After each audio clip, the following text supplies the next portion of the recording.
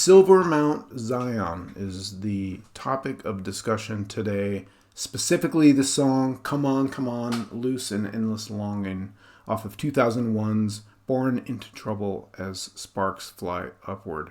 My favorite entry from this band, and it's many names. It's been renamed a whole bunch of times. I just call it Silver Mount Zion for the sake of simplicity. But this is a band that is a spin-off of Godspeed You Black Emperor, which is one of my favorite bands. I love that band a lot. It means a lot to me.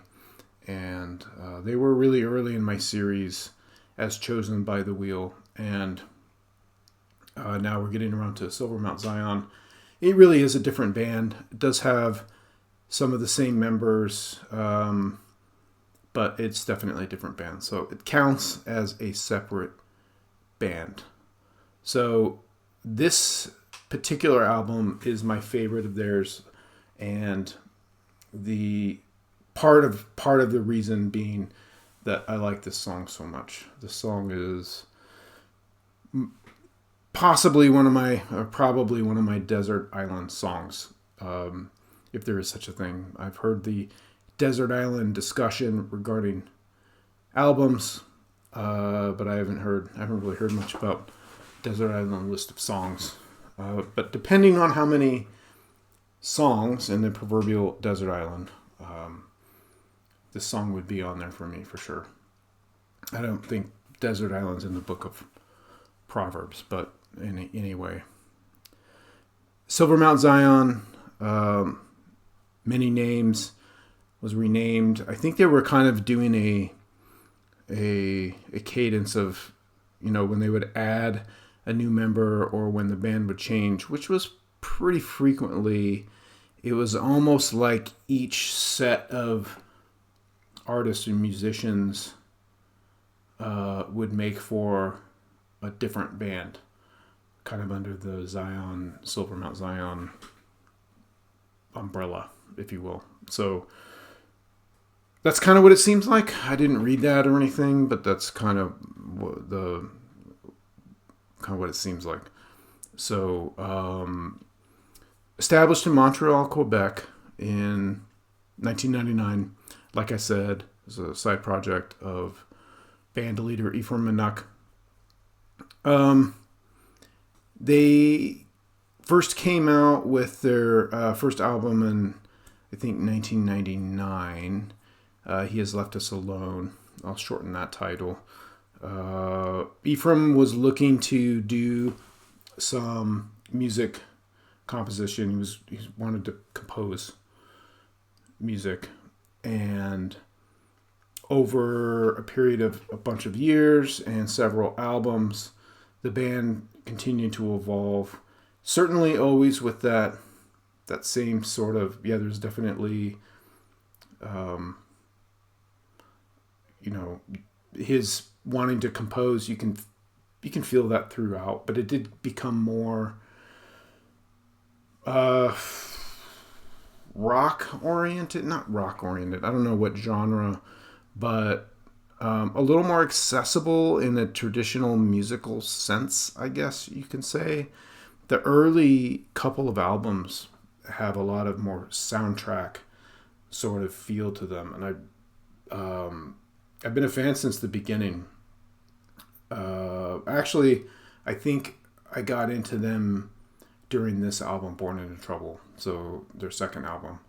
And then all the subsequent albums I bought as they came out, and I like them all for different reasons. But the band has evolved, changed members, etc., like I said before.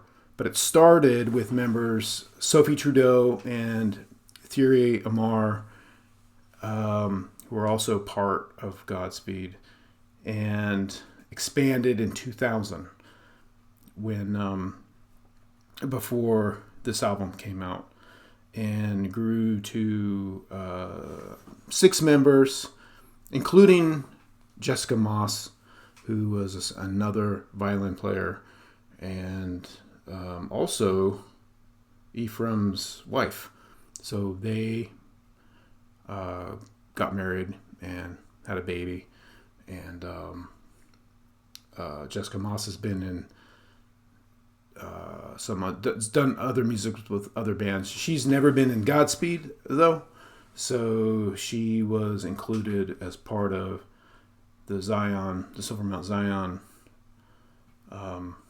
band, but not part of Godspeed. Anyway, so once they became a group of 6, they released Born Into Trouble, and then went through several name changes, like I said.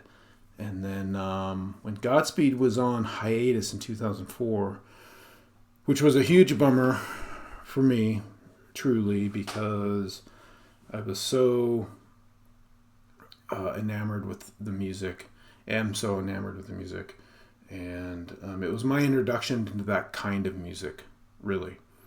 And I've heard it called post-rock, but whatever you want to call it, I love it. It's all instrumental, and it was pretty key for me in that time of my life. So they went on hiatus, and this band toured a lot. And I think that really helped them achieve liftoff. Born Into Trouble album added horns, more strings, I should say, with the addition of Jessica Moss. And Sophie Trudeau was already doing the strings, and now we've got 2 strings. And you can actually hear a lot of great use of both off of each other. It's freaking great, actually.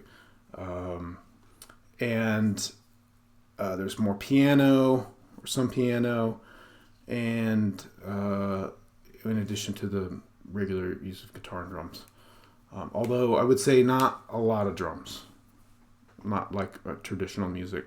Later on, they would add more drums, like I said, to make it a little more structured, I guess, or accessible, I think is the word I used before.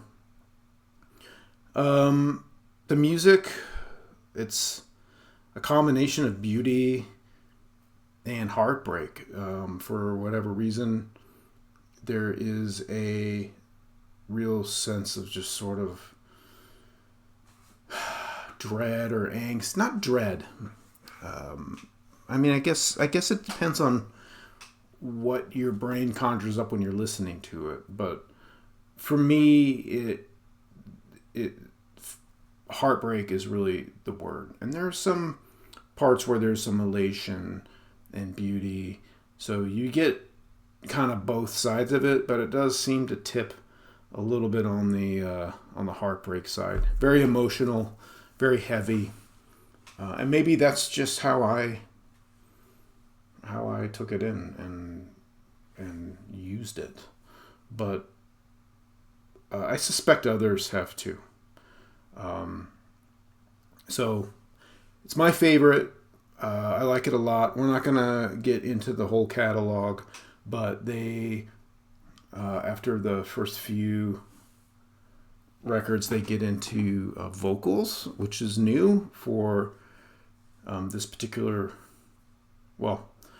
this band. And then, Godspeed is, like I said, is instrumental. So this is the first time you're hearing like Ephraim doing singing and adding vocals, so that changes the music quite a bit. Some chanting, like harmony with everybody in the band.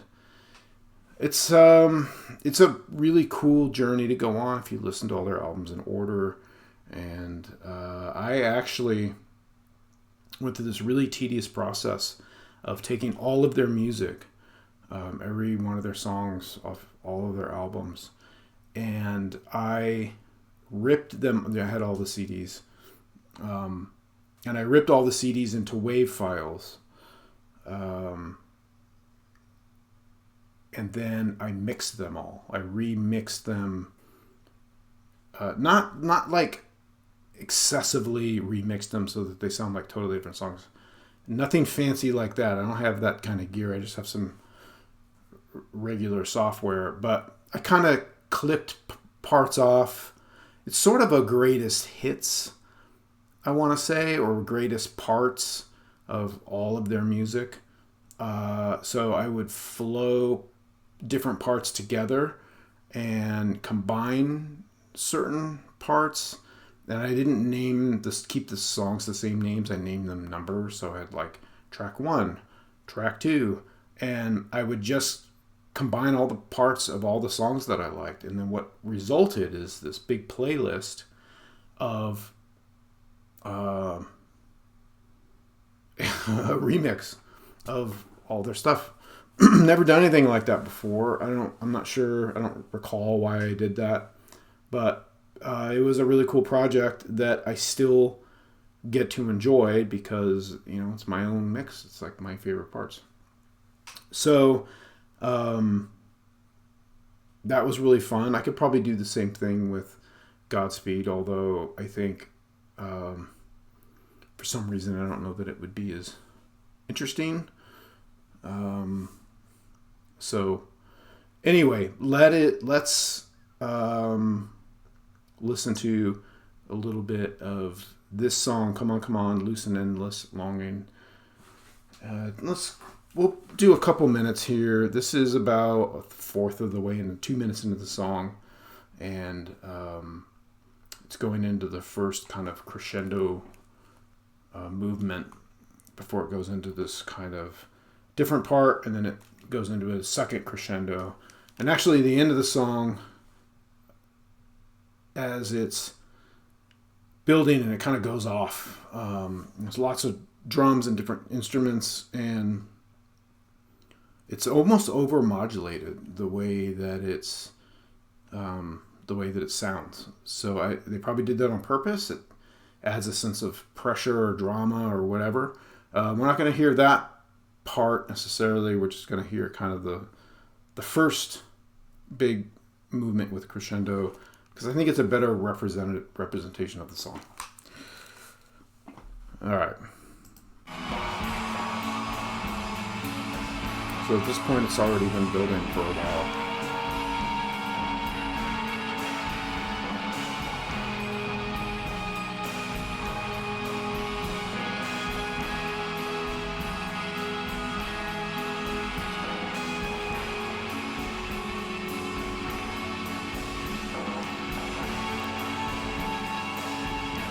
Love the way it mixes in different channels.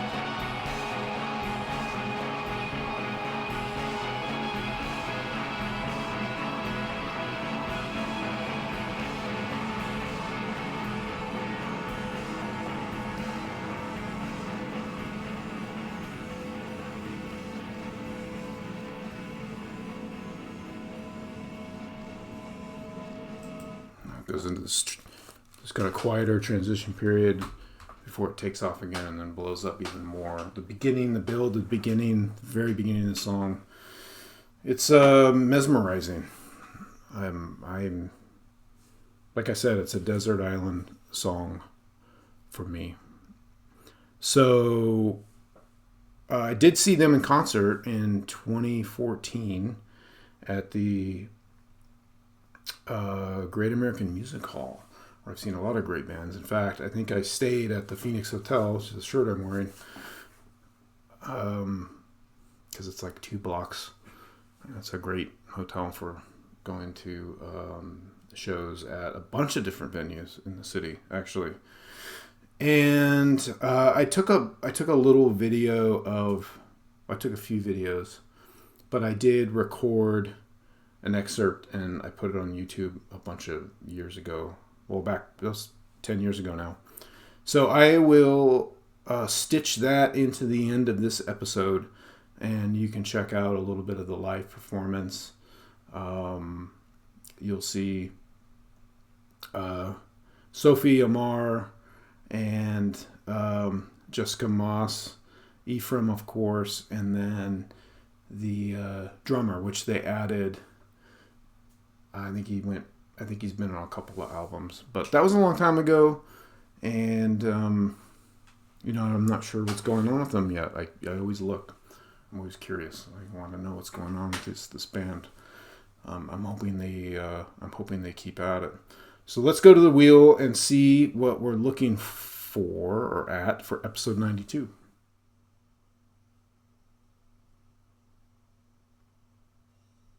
The Damn It Otter Creek. All right, we're looking at Live, the band Live. The Damn It Otter Creek is the song, and we will see you next time. Thank you.